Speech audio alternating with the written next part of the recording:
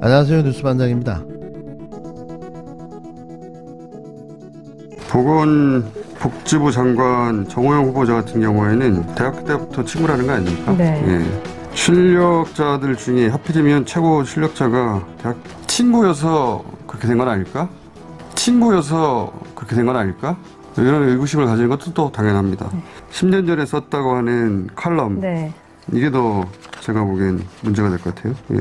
암 치료 특효약이 결혼이다. 거나 뭐 결혼하지 않는 인구가 늘어나는 이유를 여성에 있는 것처럼 네, 여성 탓을 하는 듯한 이런 표현을 시각을 가진 게 썼습니다. 이제 청문회에서 문제가 되겠죠. 윤석열 정부의 초대 보건복지부 장관 후보자죠. 정호영 경북대 병원장. 윤석열 당선자의 40년 지기 친구라고 밝혀지며 모두가 이번 초대 장관 인사가 과연 제대로 됐냐 하는 의구심이 들던 11일. 그에 대한 논란이 점화됐습니다. 과거 10년 전 쓴 여성 폄하 컬럼부터 농지법 위반 의혹까지 이제부터가 검증의 시작인 거죠. 주말 농장 뭐 이런 것도 아니신 거죠? 아닙니다. 네. 저는 거기 위치도 모릅니다, 사실은. 외과 의사 바쁘잖아요. 신경 쓸 겨를이 있었겠습니까? 어르신이 오셔가지고. 정 후보자가 경북 구미에 자신이 농사를 짓지 않는 농지 세 필지를 보유하고 있는 걸로 확인됐습니다. 정 후보자는 어쩔 수 없이 떠안은 문중 땅이며 농사는 친척에게 맡겼다고 했는데요. 하지만 이는 명백한 농지법 위반이었습니다. 11일 MBC 뉴스가 단독 취재해 보도한 이 내용은 그의 안이한 준법 정신과 역시 땅을 사랑하는 모렴치한 투기범임을 의심하기에 충분했는데요. 취재가 계속되자 정 후보자는 일부 논을 팔겠다고 밝힌 걸로 알려졌습니다. 경북 구미시 도계면에 있는 정호영 보건복지부 장관 후보자 소유의 논은 1,500제곱미터 면적으로 정 후보자는 지난 98년 2월 이 땅을 1,600만 원에 매입했는데요. 농지법상 농지는 농사를 짓는 사람이 소유하는 것이 원칙으로 농지를 구입하려면 영농 계획 등을 밝히고 농지 취득 자격 증명을 받아야 합니다. 또 타인에게 경작을 맡기려면 농어촌 공사에 계약서를 쓰고 위탁해야 하는데요. 하지만 정 후보자는 별도의 위탁 절차 없이 20년 넘게 인근 친척에게 농사를 맡겨온 거죠. 정 후보자는 인근 산동읍에도 3천여 제곱미터의 논가밭 두 필지도 보유하고 있었는데요. 지난 87년 구입한 땅으로 정 후보자는 2020년 재산신고 당시 이 땅의 가격을 6억 원에 신고했습니다. 이 땅 역시 정 후보자는 친척에게 농사를 맡겨왔는데요. 농지법상 소작은 금지되어 있는데 실제 경작을 하고 있는 후보자의 친척은 정 후보자에게 매년 수확의 일부를 보내줬다고 말했습니다. 정 후보자는 두 곳 모두 문중의 부탁을 받고 구입한 땅이고 구입 당시 외과 의사로 한창 바빴던 시절이어서 서류나 절차는 정확히 알지 못했다고 해명했는데요. 또 자신이 실제 농사를 짓지 않는 것은 인정하면서도 형편이 어려웠던 친척들이 요청해 어쩔 수 없이 떠안은 땅이라고 강조했습니다. 그러면서 농지법 위반 의혹에 대해선 청문회에서 성실히 해명하겠다고 밝히며 98년 구입한 도계면 땅은 친척에게 되팔겠다고 밝혔는데요. 압수수색해야 하는 거 아닙니까? 모든 서류를 다 조사해 위조 여부도 확인해야죠. 모든 인사청문회 기준은 조국 룰을 따라야 합니다. 조국이 대한민국의 기준입니다. 딱 조국처럼만 해주시기 바랍니다. 이런 일들은 정 후보자만의 문제는 아니었습니다. 연이어 등장한 이창양 산업통상자원부 장관 후보자, 또 김현숙 여성가족부 장관 후보자의 문제도 녹록지 않아 보이는데요. 8명의 장관 후보자 중 과연 몇 명이나 살아남을까요?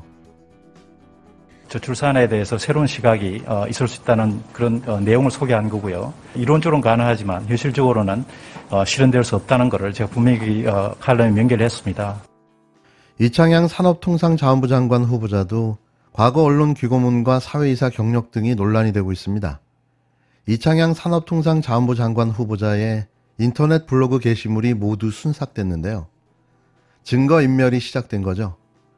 지난 2008년 개설된 이 블로그에는 이 후보자가 그동안 민주당 정부를 비판하는 글을 다수 올려온 걸로 알려졌는데요. 최근 블로그 글을 통째로 삭제했습니다.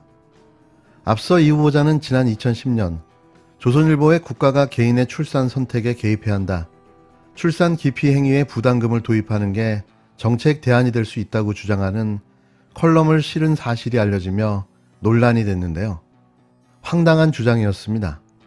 국가가 개인의 삶을 통제하자는 논리였는데요. 독재국가에서도 감히 상상할 수 없는 일을 주장하고 나선 거죠. 블로그 글 삭제는 이 같은 논란이 또 불거지는 걸 차단하려는 의도로 보여지는데요. 하지만 요즘 같은 시대에 삭제한들 무슨 소용이 있을까요? 이창양 산업통상자원부 장관 후보자 세계 기업에서 사회이사로 13년간 활동하면서 8억 원의 보수를 받은 것으로 드러났는데요. 이 기업 중에는 전범 기업도 포함되어 있습니다. 이 후보자는 사퇴 의사를 밝혀서 퇴임 절차 밟고 있다라고 해명했습니다. 이게 이제 일본계 모기업인데 이 모기업 최대 주주가 도카이 카본이라고 하는 전범 기업 리스트에 올라온 기업이에요. 네. 그래서 문제가 된 건데 또 지난 2009년부터 최근까지 TCK와 SK 하이닉스, LG 디스플레이의 사회이사로 일하며 7억 8천만 원의 보수를 받은 것을 놓고도 이해 충돌 논란이 계속되고 있는데요.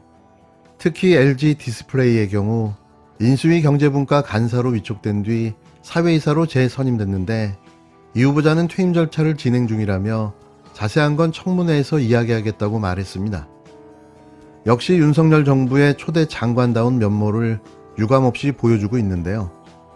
아마도 파면 팔수록 더 나올 겁니다. 탈탈 털어봐야겠죠. 조국 장관처럼 말입니다. 줄줄입니다. 줄줄이. 인선 발표를 하고 단 이틀 만에 후보자들에 대한 각종 논란과 비리 의혹들이 쏟아지기 시작했는데요. 이어 김현숙 여성가족부 장관 후보자가 지난해 컬럼에서 성인지 예산 관련 오류를 범했다는 지적이 제기됐습니다.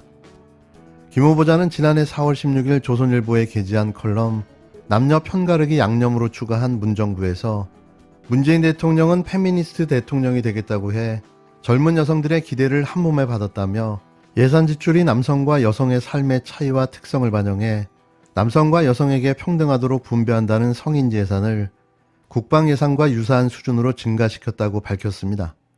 그러나 성인지 예산 확대로 양성평등이 얼마나 진전됐는지에 대한 평가는 있지도 않다고 덧붙였는데요.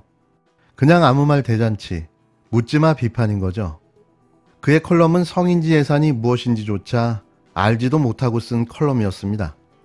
해당 내용은 당시 인터넷상에 남초 커뮤니티에서 주로 확산한 성인지 예산이 국방 예산과 비슷하다는 주장과 유사했습니다.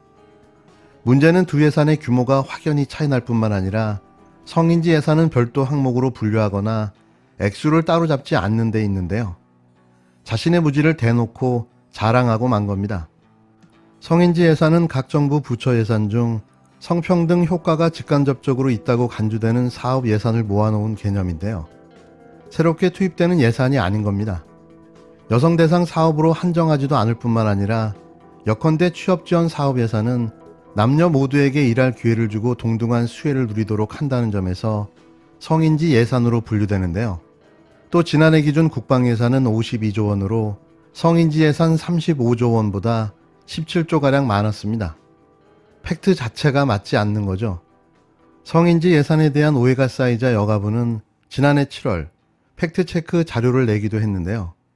이 자료에서 성인지 예산은 여성을 위한 예산이 아니라 성인지적 관점에서 분석 대상이 되는 국가의 주요 사업 예산을 의미한다고 설명했습니다. 그래서일까요? 윤석열 대통령 당선인도 대선 후보 시절 성인지 예산 30조 원 중 일부만 떼도 북핵 위협을 막아낼 수 있다고 말해 논란을 일으킨 바 있는데요. 아마도 김 후보자의 역할이 크게 한몫하지 않았나 생각해 봅니다. 이런 자가 지금 폐지를 앞둔 여성가족부 장관 후보입니다. 정호영, 이창양, 김현숙 후보들은 끝까지 버텨내 장관으로 임명될지도 모릅니다. 이들의 특징 중 하나가 그 뻔뻔함이니 말이죠. 아, 한 명을 빼먹었는데요. 이종섭 국방부 장관 후보자. 이분은 용산 군 관사에 살면서 자신의 집을 세놓고 집도 사고 제대로 관사 재테크의 진수를 보여줬는데요. 이로써 8명의 장관 후보 중 벌써 흠결이 생긴 후보자는 50%, 4명입니다. 이들의 부도덕성이 낙마로 이어질까요? 빨리 압수수색부터 시작해야 합니다. 그것도 청문회 도중에 말이죠. 그리고 사퇴를 압박해야 합니다. 이런 무자격으로 어떻게 공직을 맡을 수 있습니까? 혹시 이들은 이렇게 모은 자금으로 대선을 준비하려는 건 아니겠죠? 이 점도 꼼꼼히 살펴봐야 할 듯합니다.